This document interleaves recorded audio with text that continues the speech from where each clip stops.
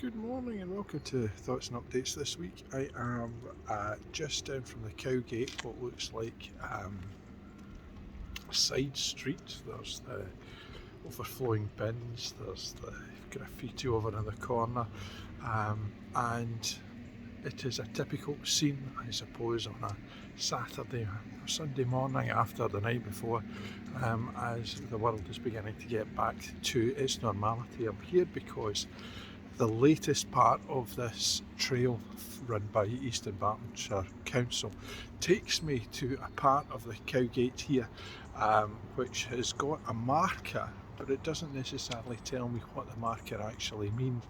And over the last few weeks where I've been is down in this particular area, you see a lot of therefore heritage round about. There's the library, which has also got the marker with the lace.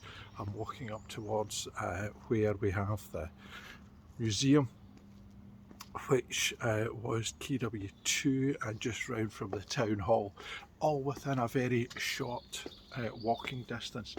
And the Cowgate is particularly significant for me, coming from a town where the high street is a major part of its centre.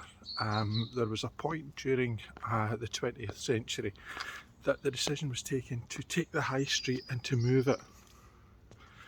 So what we have here up at the Cowgate is now the main street of Kirkintilloch, where it used to be the high street, used to be down past where the library is, down further down there, but it's now been cordoned off and there's steps up from it, which makes it a very odd kind of place for those of us who are used to having a simple high street in the centre of a town.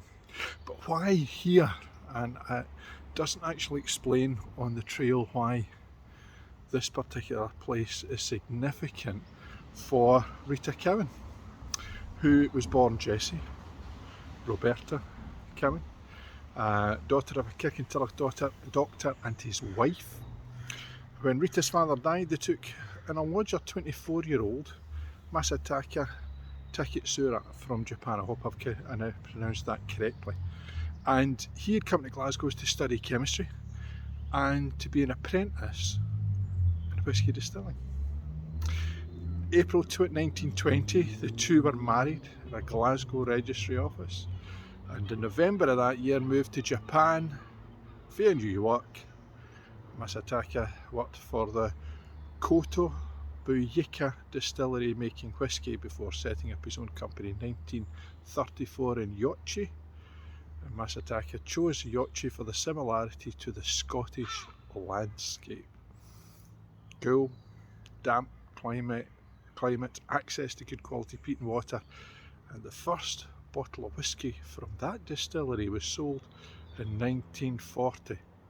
And Rita is said to be the mother of Scottish whisky in Japan from here, Kirkintilloch. So the heritage and indeed the history of towns within Scotland is rich and deep and covers a lot of the landscape, the urban landscape, which is quite fascinating for people like me. And it brings me to the announcement this week that there has been the setting up of the Australian, American, British kind of triumvirate in the Pacific Rim, looking at providing Australia with access to nuclear submarines, which the French have gone off and won because they feel that they've been excluded, and the Chinese have gone off and won because they believe it is a threat to them.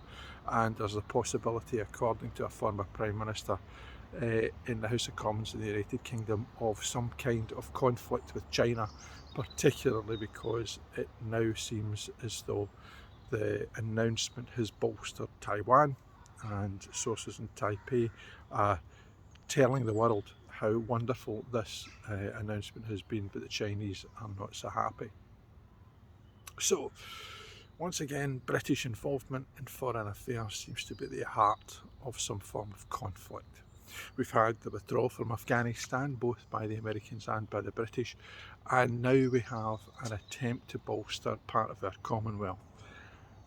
But doing so with an announcement in fuel technology which goes completely against the climate summit that's due to happen in this very part of the world, COP26 I think it is, where after the Paris Accord or the Paris Agreement, which we all know about principally because Donald Trump withdrew from it and Joe Biden has announced he's back in it, and we're back on that whole let's save the planet kick, and yet we are now looking to provide nuclear submarines for Australia. It's a sore point for Scotland because we are a nuclear base for submarines against the wishes of the majority of people within Scotland. We site nuclear weapons close to where I am standing right now, and that siting of nuclear weapons is a massive issue for the people of Scotland. Time and time again, Scottish people have voted overwhelmingly against nuclear weapons being sited within Scotland, and in an independent Scotland, one of the first things that should, ought, and no doubt will happen is removal of those weapons from our shores. We do not believe that we should be a nuclear power. We do not believe in the building of nuclear energy because it goes against the global move towards greener and more efficient methods of ensuring that we look after our planet.